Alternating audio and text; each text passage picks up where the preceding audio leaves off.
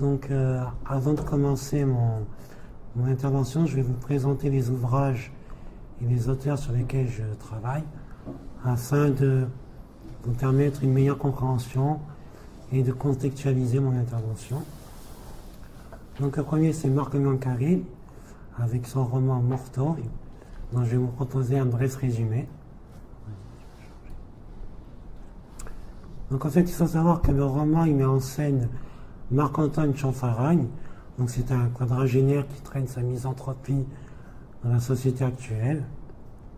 Donc, c'est un libraire désabusé. Il vit en solitaire dans un petit village dans le sud de la Corse. Et il vivote chichement dans sa librairie, qu'il sert justement en été, alors qu'il y a une masse touristique qui lui permettrait peut-être de sortir la tête de l'eau, mais non, bizarrement, il préfère un autre mode de vie. Et donc, il est complètement reclus dans sa maison de campagne, retiré en ermite. Il est incapable de trouver sa place dans cette société complètement pervertie par l'égoïsme et l'argent. Et donc, pour essayer de s'échapper de ce quotidien morose, il s'essaye en vain à la littérature, afin d'accorder ses mondes, tant il est partagé entre la réalité de ses désirs et de ses révoltes et les créations de son imaginaire. Mais bon, apparemment à ça, il mène une vie atypique, où il s'entoure de deux fidèles compagnons, deux frères, Trajan, qui est passionné d'architecture, d'histoire, et Mansuet, son frère, qui est un berger corse, frustre, taiseux, mais pourtant avec qui il s'entend si bien. Et le roman va basculer lorsque Mansuet peut être assassiné lâchement par une bande de malfrats, et c'est à partir de là que justement Marc-Antoine va prendre la décision de quitter l'île, et donc de s'exiler. Et c'est justement toute la tension du roman, où on alterne entre la beauté et la tragédie, entre la barbarie, entre la présence de l'homme et l'absence d'humanité, et le rêve et la réalité. Donc justement, où se joue son destin. Donc le deuxième ouvrage, c'est La possibilité d'une île, de Michel Houellebecq. Donc vous avez vu que j'ai pris une photo flatteuse de lui. Voilà. J'ai été gentil.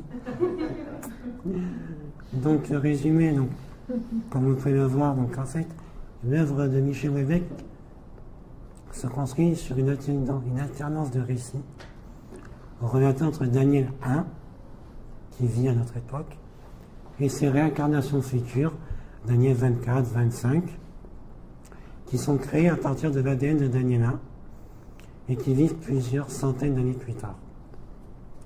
Donc ça constitue une sorte d'autobiographie, un carnet de vie que chaque descendant se transmet après leur mort afin de renseigner sur la période passée et d'ouvrir sur un futur que chaque clone espère radieux, mais on verra qu'on est loin de ça. Donc Daniela est un humoriste cynique, on peut dire qu'il est entre Pierre Desproges et Guy Bedos, si on veut, pour rester soft. Et donc il s'amuse à déstructurer la société à travers ses spectacles, ses saillies humoristiques, ses sketchs. Il est sulfureux, narcissique, il court après la richesse et la gloire, mais non d'autant moins mélancolique, et il se sent de trop dans cette société. Et donc il est aussi résigné face à cette société capitaliste, moderne, agressive. Il se croit à rêver d'une île où il pourrait fuir et trouver un bonheur. Et on verra aussi également que c'est loin d'être le cas. Donc, face à cette morosité, il va rencontrer une secte, les Élohimites, qui vont lui promettre grandeur et immortalité. Entre-temps, il va se séparer de sa compagne, rencontrer une compagne plus jeune, dont il va tomber éperdument amoureux. Il se rendra compte que la réciprocité n'est pas évidente. La différence d'âge fait que elle est juste là pour s'amuser, elle est jeune, elle veut profiter, et lui espère finir sa vie avec. Et Ils se sépareront parce qu'elle trouvera quelqu'un de plus jeune, et justement, c'est ça. Cela va accroître sa haine de la société, qui vont un culte à la jeunesse, au modernisme, chose à laquelle ils ne se sentent pas, ils ne rentrent pas dans ces cases-là. Donc en fait, c'est lors d'un séminaire organisé par les Élohimites sur l'île de Lanzarote, justement, où il va prendre la conscience de ce que cette secte va apporter et les innovations technologiques que cela va induire sur la société actuelle. Et donc il va se lâcher par sa compagne, lâcher de tous, il va se laisser aller et il va donner suite aux sollicitations de la secte pour être le premier cas cloné, et justement avec ses talents d'écrivain de sketch, il va se laisser aller et écrire un récit de vie pour amorcer cette transition vers une vie immortelle. Donc le troisième ouvrage, c'est de Angelo Rinaldi, donc c'est La Maison des Atlantes. Et donc, un bref résumé, donc voilà. Donc c'est Tonio qui est le narrateur. Il est touché par la maladie et sur son lit de mort, il va se lancer à écrire une autobiographie qui se destine à son fils Raymond. Donc un souvenir en appelant un autre, il va s'efforcer de retranscrire le plus fidèlement possible les événements marquants de son existence. Donc c'est avec ce désir de se raconter que Tonio va mettre en place le drame existentiel de tout insulaire, quitter l'île mais y revenir. Et donc le site décousu des souvenirs, faussement décousu, justement, le site narratif, n'est pas sans rappeler les méandres et le fonctionnement de la mémoire. Donc Tonio va raconter son ascension au sein de la bourgeoisie bastiaise. Donc Tonio, qui est acerbe, pince sans rire, cynique, pour rappeler les personnages Rebecca et Biancarellien, donc va raconter les us et coutumes de la société corse. Et se sentant étouffé par l'île, il n'a qu'une hâte, c'est de la quitter. Et en même temps quitter l'île, quitter ses parents. Donc voilà, donc c'est cette thématique de l'ambiguïté qui suggère l'éloignement de l'île dans l'espace, mais également dans les confins de la psyché, que ça renforce l'acte mémoriel. Donc je vais commencer ma...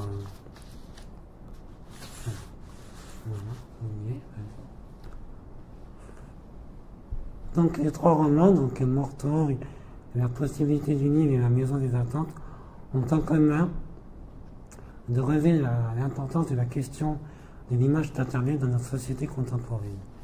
Il s'agit de comprendre la relation que le narrateur entretient avec le père. Chaque œuvre met en scène des types de représentation paternelle, tels que le père biancarellien compétent, dur mais juste, le père absent rebéckien et le père détesté rinalien. Dans ces trois cas de figure, le père persiste à fabriquer l'identité, mais sur un mode complexe et négatif. Si le père incarne le monde des normes, des règles et des interdits moraux, il cesse d'être l'instrument indispensable à la construction identitaire du fils. Cependant, si l'éloignement du fils s'explique par ses désirs émancipateurs, la totale disparition de la figure paternelle laisse une marque indélébile dans le psychisme des protagonistes. Le père, qu'il soit autoritaire, permissif, dévorant, castrateur ou source de conflit, reste un modèle symbolique que l'on vénère, que l'on craint, que l'on rejette, cherchant à le remplacer ou à l'éliminer avec indifférence. C'est qu'on n'est pas de père, on le devient, et c'est un don de la femme qui reconnaît l'homme comme père, un don de l'enfant qui reconnaît son père dans cet homme, don parfois difficile, voire impossible à offrir ou à accueillir qu'à la relation d'engendrement consaint entre le père, la mère et l'enfant. Il y a aussi des pères spirituels et adoptifs qui, sans passer par la chair, révèlent le sens de la paternité. et des pères indignes, sans parole, qui tuent la vie. C'est donc dans cette réflexion que va s'établir l'impossibilité de devenir père chez Daniel 1 et Tognon, et la perpétuation du père, initiateur au combat de la vie, chez Marc-Antoine. Donc, dans la mesure où on n'a jamais autant, dans la société contemporaine, réclamé la présence du père et constaté son absence, il ne faut pas nier que la figure du père n'est pas une figure bien connue, dont la signification serait invariable et dont on pourrait suivre les avatars, la disparition et le retour sur des masques divers.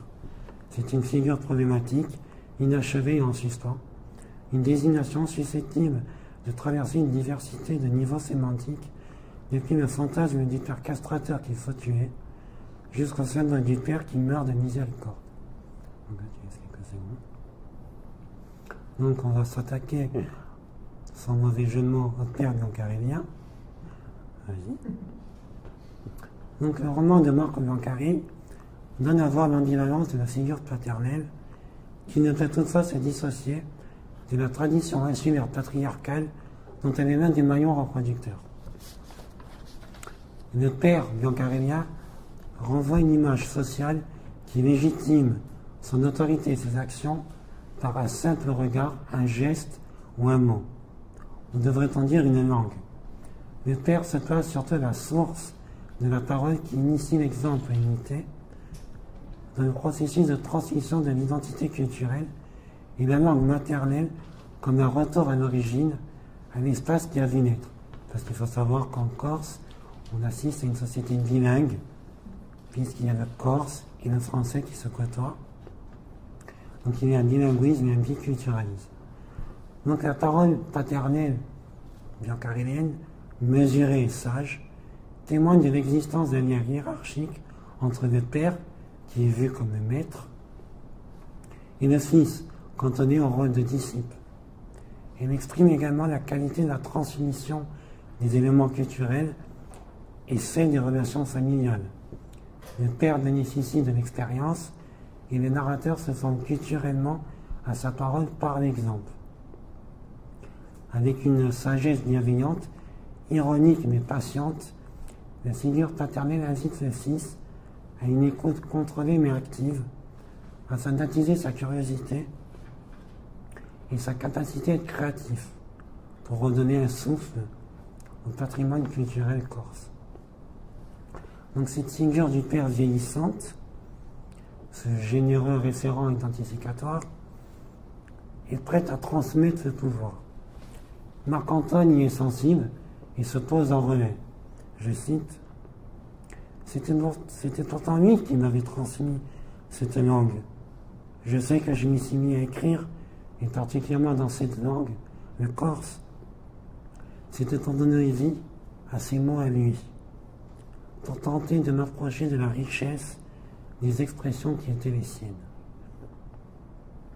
Donc le père, qui est une entité prégnante de la culture méditerranéenne, exerce un rôle complexe dans l'imaginaire. Il s'inscrit dans l'éthos du père méditerranéen, qui est défini par un comportement fondé sur la famille agnatique, sur le lignage patrilinéaire, sur le courage physique, la loyauté, l'honneur. C'est également le membre protecteur du cercle familial. Dans sa dimension nucléaire, il est assigné aux affaires extérieures, aux affaires extérieures, au cadre domestique réservé à la mère. Il est un maillon du temps insulaire.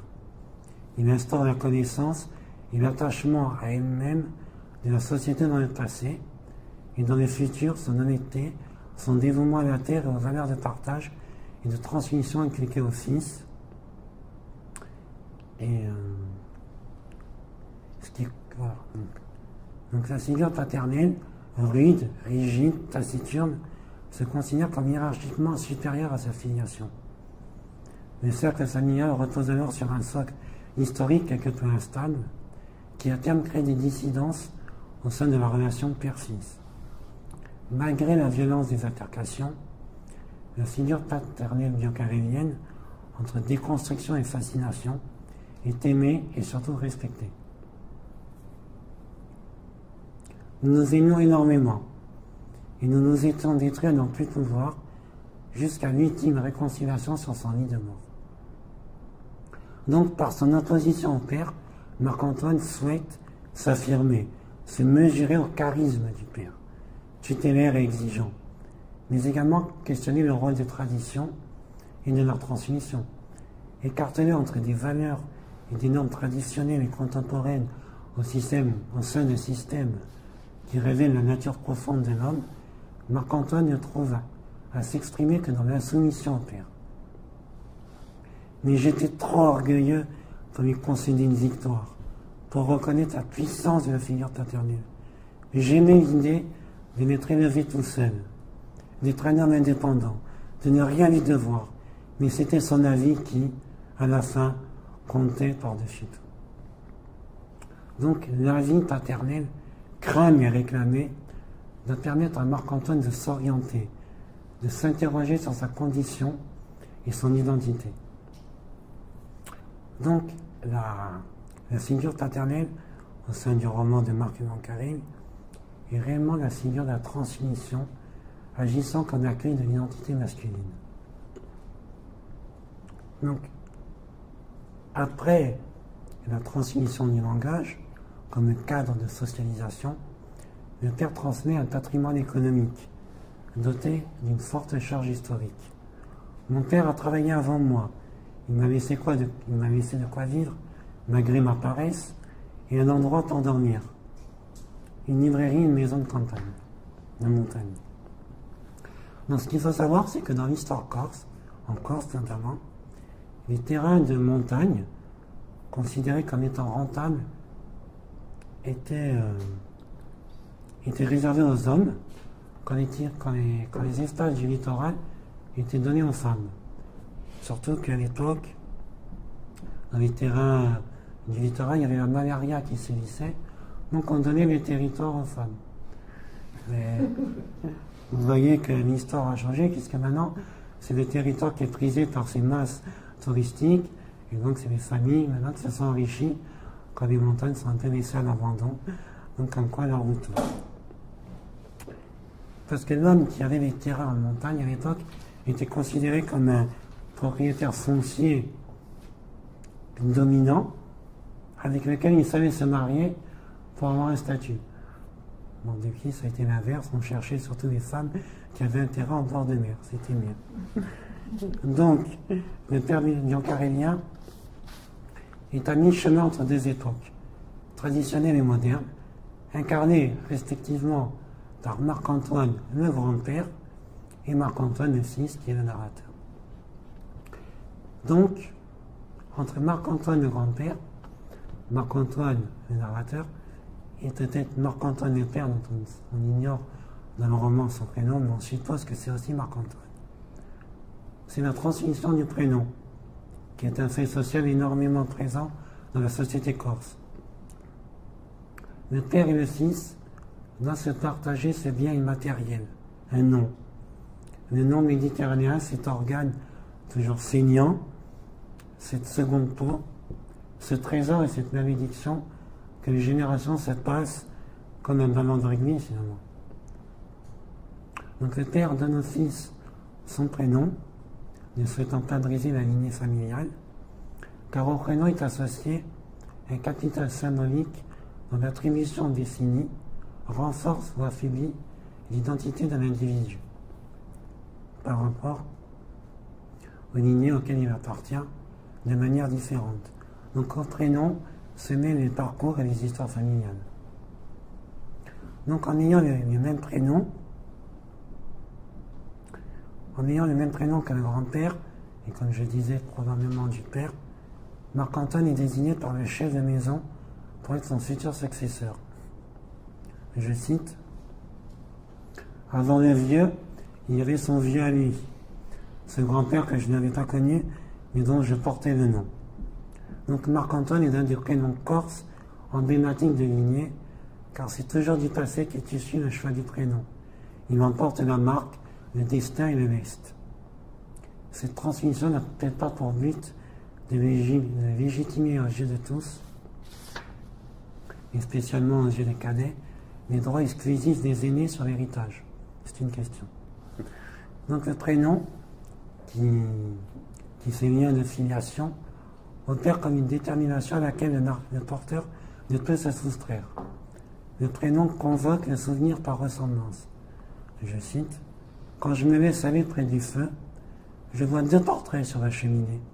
Celui du vieux, qui était alors encore jeune, et puis le portrait de notre Marc-Antoine, mon grand-père. La lourde moustache taillée en pointe lui donne l'air d'un Turc. Je me dis que j'ai son portrait craché. C'est vrai, mais cet air de sauvage oriental n'appartient qu'à lui. » Donc le prénom, esquisse de l'ancien, passe dans le nouveau, assurant donc la pérennité communalisée du patronyme au détriment du sentiment de fatalité. Il permet à l'ancêtre de survivre au temps et à la mort, tout en confirmant la réalité historique de celle-ci. C'est pour cela que le prénom est un don du Père, un don ambigu, d'une destinée au sens où on désigne à l'enfant un destin, un passé et un futur. Ainsi peut s'expliquer ce sentiment d'étrangeté familière qu'éprouve Marc-Antoine. Je cite, « Je regarde cette gueule de soldat cruel, ce regard de rapace. Il n'a pas l'air d'avoir envie de rigoler. Non, je ne l'ai pas connu, mais il m'est si familier. » Et donc, on peut penser à la notion freudienne d'inquiétante étrangeté comme un retour du refoulé sous une forme d'un méconnu reconnu. Donc elle est intéressante puisque c'est de l'intime, que surgit l'étranger, l'inconnu, au point d'en être dérangeant, voire terrorisant. Donc, la figure paternelle biancarellienne est une projection illusoire du Père comme Dieu qui donne la vie, pour la reprendre, mais il est aussi la figure du Fils qui se sacrifie pour donner au Fils les moyens de devenir lui-même Père. Le Père biancarellien est appelé le Vieux, d'autant que si l'on en croit Christian Bobin, un Père, c'est quelqu'un qui représente autre chose que lui-même et qui croit en ce qu'il représente. Donc dans le roman, la majuscule à Vieux est importante. Elle témoigne du respect établi entre le Père comme image dominante, comme mentor et modèle idéalisé, au sein d'une verticalité hiérarchique. Elle est lourde, le vieux, le mot vieux, lui-même lourd de sens, implique une dimension de grandeur, ou du moins d'introduction à quelque chose de grand.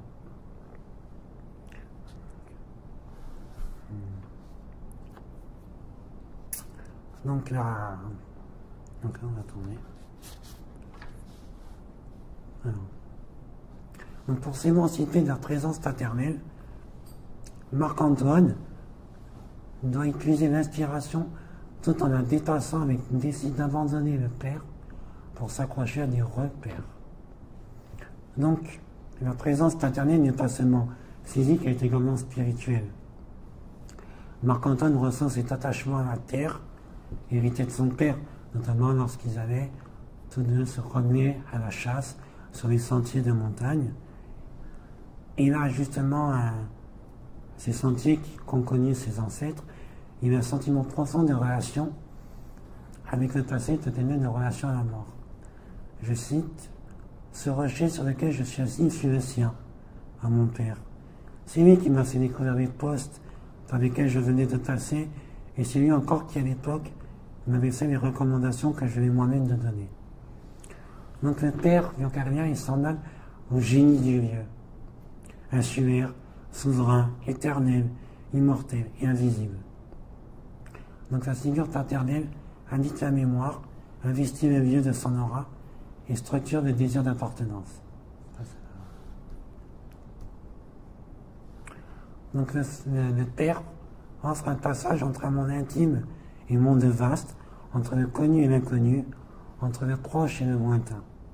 Le Père est donc un passeur de vie, mais non de communiquer avec son enfant, il l'accompagne, lui manifestant toute sa foi et son espérance pour le porteur de la vie même.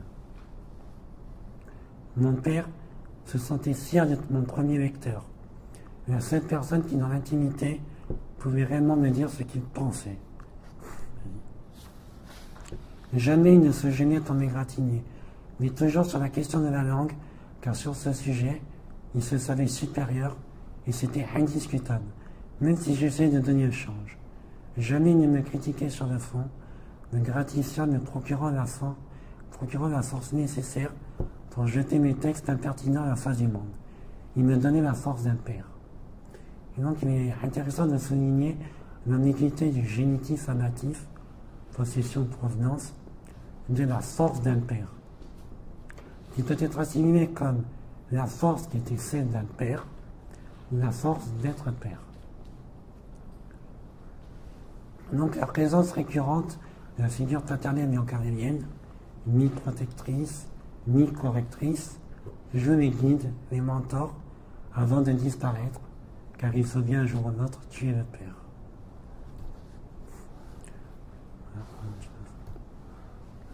Donc justement, tuer le père est une des thématiques du roman de Michel Houellebecq. Donc, lorsqu'il y a l'avènement de la secte élohimite, justement l'avènement de la secte repose sur le meurtre du père, qui est également appelé le prophète. Ce dernier est assassiné par un jeune fidèle, et les compagnons du prophète ont justement fomenté un plan de remplacer le prophète mort par son fils et faire croire qu'il s'est réincarné et donc prouver la légitimité de leur secte. C'est astucieux, mais un peu terrorisant quand même. Donc je cite, Vincent, donc le fils du prophète, ressemblait énormément au prophète. L'expression de leur regard était bien différente et même opposée. C'est sans doute ce qui m'avait empêché de m'en apercevoir. Mais les principaux traits de leur physionomie, la forme du visage, la couleur des yeux, l'implantation des sourcils, étaient d'une identité frappante. Ils avaient de surcroît à peu près la même taille et la même corpulence. Donc, une jeune fidèle qui est témoin de d'assassinat sera également tuée pour pas dévoiler la supercherie. Donc, cette nouvelle religion se fonde bien sur un meurtre, celui du père. Donc, au-delà de le meurtre de la jeune fille, pour pas dévoiler la supercherie, trouve qu'au-delà de la parodie freudienne, il s'agit bel et bien d'un meurtre commis par des crapules. On n'est plus seulement dans le symbolique, mais dans le réel. Donc le meurtre du père constitue une modalité radicale de l'éviction du père qui confirme que la figure paternelle n'a jamais autant d'existence que lorsqu'elle est touchée par la mort. Le détachement de la figure du père est donc l'aboutissement réussi de la quête de renouveau, comme le révèle le nouveau prophète lors de son allocution. Vous êtes la première génération de la nouvelle espèce appelée à remplacer l'homme. Vous êtes les premiers néo-humains. Je suis l'instant zéro. Vous êtes la première vague. Aujourd'hui, nous entrons dans une ère différente, où le passage du temps n'a plus le même sens. Aujourd'hui, nous entrons dans la vie éternelle. Il sera gardé mémoire de cet instant. Car Vincent aussi est une parodie du nouveau genre humain. La dernière phrase est d'ailleurs une parodie de la parole de Jésus. Vous ferez cela en mémoire de moi. Et une autre scène fait justement allusion à cette parodie de la résurrection christique, je cite. Au moment où un rayon de soleil couchant, traversant les nuages, illumina l'ouverture de la grotte, Vincent sortit et s'avança sur le terre-plein. Une expression d'adoration emplit les visages, certains levèrent au ciel les bras, certains levèrent vers le ciel les bras écartés, mais il n'y eut pas un cri, pas un murmure. Vincent ouvrit les mains et après quelques secondes, il prit la parole. « Je respire comme chacun d'entre vous, dit-il doucement. Pourtant, je n'appartiens plus à la même espèce. Depuis son origine, l'univers attend la naissance d'un être éternel. Cet être est né aujourd'hui, un peu après 17 heures. » C'est très précis. Donc le meurtre du père permet au fils d'exister et de se faire un nom. L'un comme l'autre auront tenu leur place par rapport à la hiérarchie élohimite où le père trône au sommet. Mais désormais Vincent est résolument libre et s'élève au-dessus encore de l'image paternelle. Avec la mort du prophète, pas seulement métaphorique, Vincent à vos souhaits, Vincent prend la place du père avec une minuscule, et du père avec une majuscule, en le faisant disparaître en tant que référent. Donc ce n'est dire ni pour lui, ni contre lui, mais par rapport à soi-même et au monde. Donc tu es le père représente pour Vincent, la condition nécessaire à l'accomplissement de la liberté et à la vie éternelle. Maintenant, le père de Daniela, le narrateur, je vais être très long, je suis désolé, mais le père de Daniela est mentionné brièvement 2 fois au cours du roman. Donc Daniela évoque tout d'abord avec une certaine incertitude son origine. Mon père, à ma connaissance, était breton. Et puis son parcours professionnel. Mon père était devenu cadre. Voilà, c'est tout. Néanmoins, malgré cette très bref rappel, la quête du père à sang chez Daniela comprend des trous, des lacunes et des zones d'indétermination qui plongent le lecteur dans le doute et empêchent le narrateur de reconstituer le passé paternel. Donc, il y a un étrange anonymat entre Daniela et son père. Son absence est confuse, entourée de mystère, et Daniela ne juge ni utile ni bienvenu de reconstruire l'image paternelle. D'ailleurs, dans le premier roman d'Albert Camus, une interrogation qui est posée, c'est finalement, il ne sait pas qui est son père, mais lui-même, qui est-il? Daniel est père, pourtant, mais il ne l'assume pas. Il rejette ce rôle avec un pessimisme alarmant. Puis encore, la naissance, y compris la sienne, ce qui est amusant, lui inspire un dégoût légitime, aussi viscéral que, je cite, cette authentique horreur face à ce calvaire ininterrompu qu'est l'existence des hommes. Donc en fait, Daniel reproduit avec son fils les manquements relationnels qu'il a hérités de l'absence de son père. Donc face au suicide de son fils, qu'il a abandonné, sachant que l'abandon est une thématique récurrente chez Michel Houellebecq, Daniela, le narrateur, est indifférent puisqu'il n'avait jamais aimé cet enfant de toute façon. Et il n'éprouve aucun regret. Le jour du suicide de mon fils, je me suis fait des œufs à la tomate. Ça rappelle à quelque chose de très limpide camusien. Aujourd'hui, maman est morte, ou peut-être hier, je ne sais pas. C'était joyeux chez Michel Houellebecq. Donc en fait, la paternité n'a rien de légitime à ses yeux.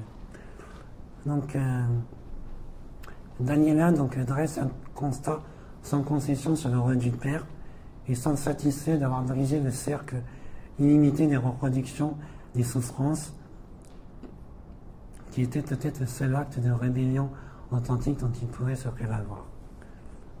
Noblesse et authenticité dans la mesure où dans cette optique, l'existence commence pour moi ou à cause de moi.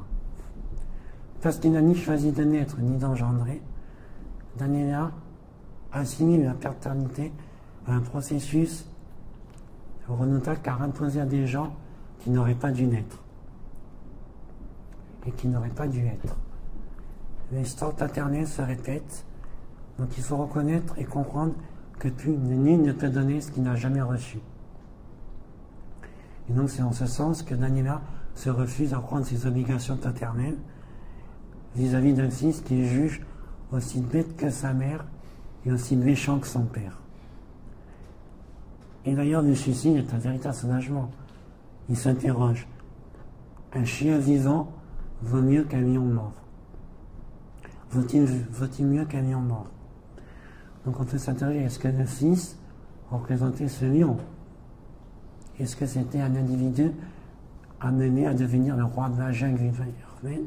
Vas-y. était dit de ramener être le roi de la jungle urbaine, là où le père justement a échoué, et est-ce que le fils avait dépassé le père? Allait-il grandir, devenir beau, exhilant sa jeunesse, ce que regrette le narrateur, et cette jeunesse justement qui était perçue comme ostentatoire par un père jaloux, et donc le fils devient une menace, un concurrent, et cette relation désormais pervertie par le ressort tragique de cette jalousie à tiroir, dénature le juste contact qui doit s'établir entre un père et son fils. Donc la jalousie conceptuelle qui émaille la relation entre Daniela et son fils n'est pas sans rappeler le récit mythologique de Dédale. Donc Dédale, pour faire court, c'était donc cet ingénieur de talent, cet architecte de génie, qui avait pris sous son aile son neveu, Talos, et voyant, au fur et à mesure qu'il lui apprenait les rouages, il voit son neveu le surpasser, recueillir tous les louanges, et donc, jaloux de son neveu, il décide de le tuer. Donc la haine de Daniela vis-à-vis de son fils se manifeste à travers l'indifférence et la jalousie. Et en fait, c'est sans doute le non-dépassement pour le père de ce conflit oedipien. Donc un complexe d'Oedipe par rebours, où la mort du fils rival maintient l'omnipotence paternelle et la revendication de toute puissance qui en découle, ce qui suggère même en référence à Chronos une sorte d'immobilisme temporel incarné par l'utopie.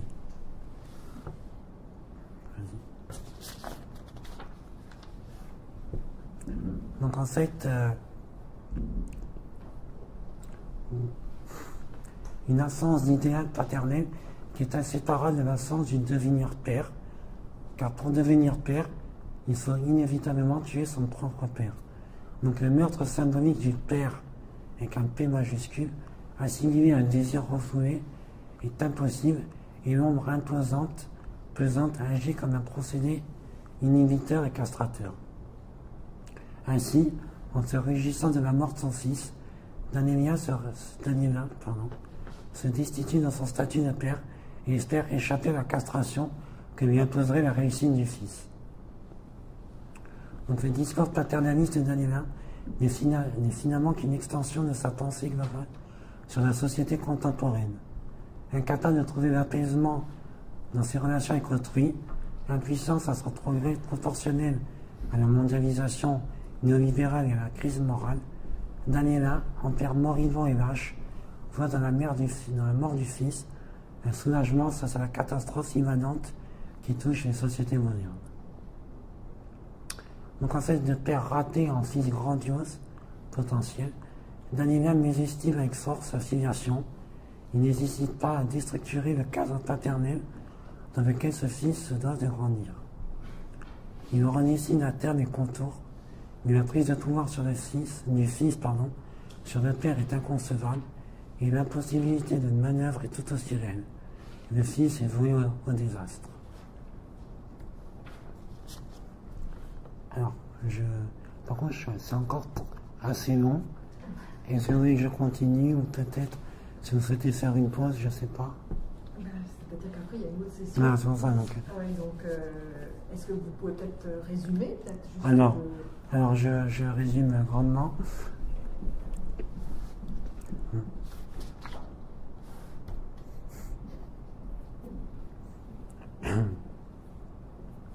Donc dans le roman donc je vais résumer. Donc dans le roman de Angelo Rinaldi, Tonio déteste le père, il le hait, il le rend coupable de sa commission prolétaire. En fait, il le rend coupable de leur faible condition. Et le père est un père alcoolique, brutal, un raté, tout simplement. Et en fait, c'est un père qui l'a éloigné du règne de l'argent, parce que lui, il veut réussir. Il est jaloux, justement, de l'échec paternel. Et il dit, je préfère être un bâtard qu'avoir un père pauvre. Et il dit justement, n'importe quel père, plutôt que le boulanger, la bâtardise plutôt que la plèbe. Voilà. Donc en fait, il reproche à son père d'être en bas de l'échelle sociale et d'être la cause de ses malheurs finalement. Donc je fais juste une citation. J'avais toutes les raisons du monde pour détester mon père, qui trouvait normal que je ne m'élève pas au-dessus de la condition d'ouvrier qui me laissait crever de faim sans rien perdre de sa belle humeur. Il ne serait trop facile le portrait d'un père indigne, il ne serait pas mensonger. Donc, on va tourner, vas-y. Voilà. Donc en fait, la mort du père chez Tonio, c'est une joie incommensurable et c'est le seul moment où il se rapproche de sa mère, puisque justement l'élimination du père donne naissance à des sentiments maternels jusque-là refusés et dénigrés et à des formulations puissamment oxymoriques. L'embellie du deuil de mon père. Son père, donc c'est Augustin. Augustin est mort. Quelle joie, quel bonheur. Voilà. Tourne encore. Tourne encore. Donc, je vais passer directement à la conclusion, parce que comme ça sera plus facile. Donc en fait, donc, la quête du père s'avère difficile, et on assiste au déclin social de l'imago paternel. Oui, la diapo 25. Donc, chez Marco Biancaré, chez Michel Houellebecq et Angelo Arena, la paternité apparaît vaine, voire impossible. Donc, si biologiquement Daniela et Tonio ont enfanté, mais ils n'assument pas le statut de père. Marc-Antoine, quant à lui, n'envisage pas la paternité. La relation qu'ils entretiennent avec leur propre père est servie par une narration à la structure fragmentée, illustrant l'idée de construction et de déconstruction qui, d'une part, sollicite la mémoire pour retranscrire les souvenirs des moments passés avec le père, et d'autre part capte des images évanescentes de la figure paternelle.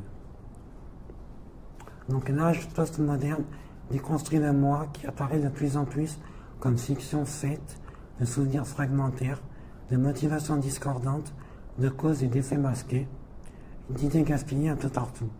Postmodernisme et plus multiplicité mentale, coïnciderait autour de cette désintégration du moi, source d'illusions et de souffrances innombrables.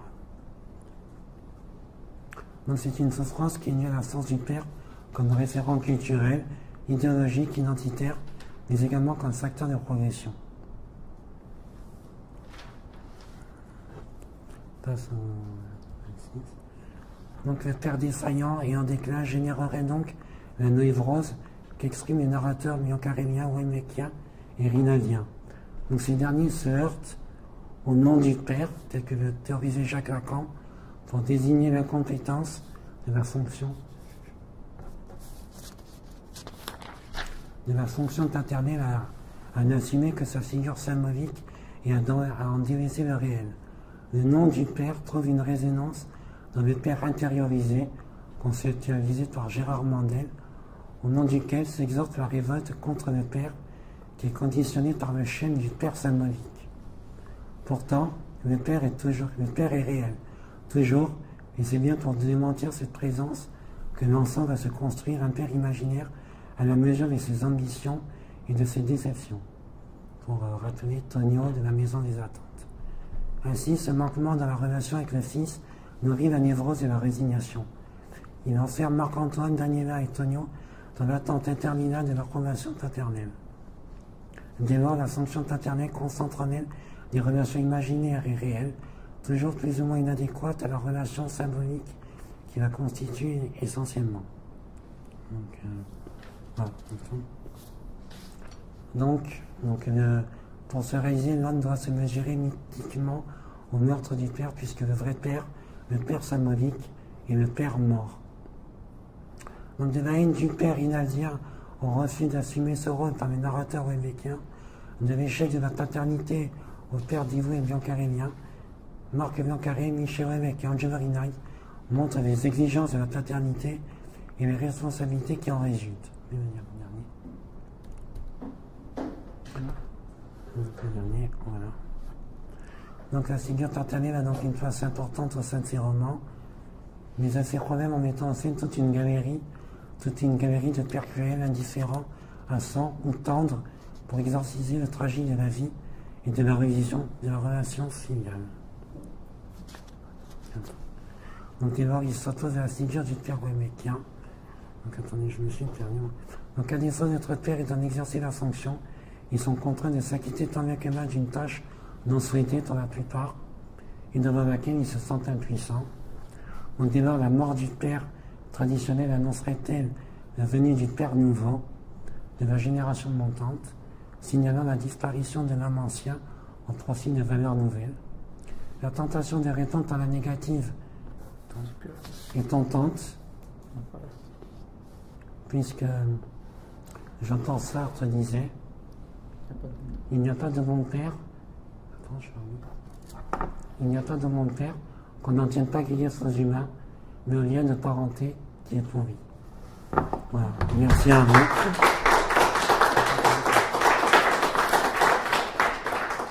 Désolé d'avoir été très long.